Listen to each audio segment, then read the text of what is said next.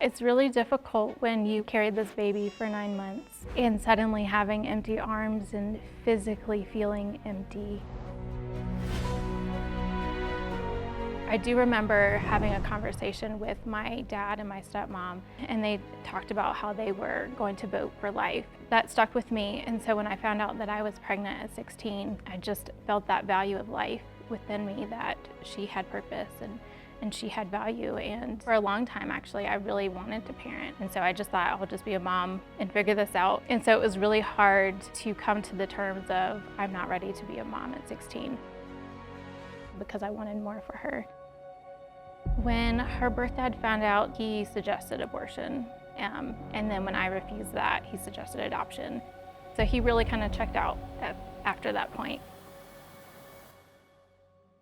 I found an adoption group online that helped me to meet other birth mothers and adoptive moms, and that helped me to see what open adoption was. And that's where I really shifted my mindset of, oh, I could do adoption because I could still be present and a part of her life, and I could still help her to know that she wasn't unwanted or unloved, but it was a decision made out of love.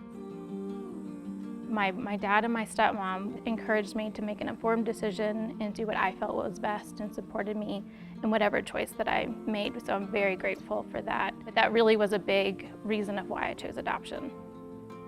From there, I felt peace, and I just said, okay, I'm ready, let's look at families. The very first profile, I remember looking through their pictures, and they reminded me of my dad and my stepmom. And that profile was just one that made me feel really seen and really loved and valued and treasured too. That it wasn't just about my baby, but it was about me too. Meeting them just brought me more peace and more assurance that this is the family that is meant to raise my child. This has been as much as my journey as it is their journey. And again, I just felt really loved and cherished, and that I had a place in their family. So that leads us up to the hospital.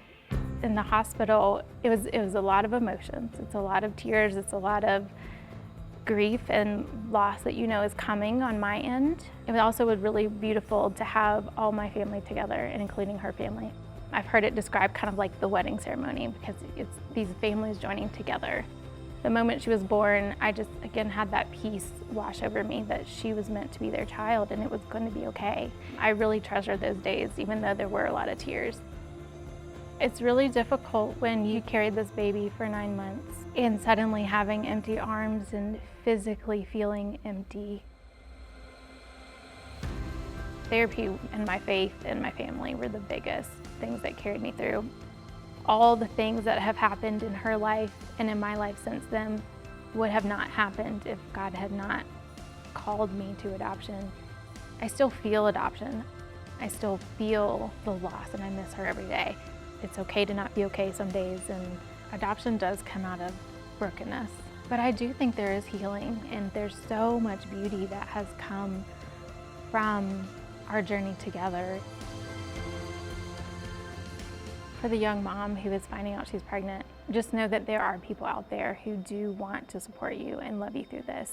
There's so many resources out there that want to help you, and people who want to help you parent, or if you choose adoption, that this open adoption relationship really is possible, and it can be really beautiful.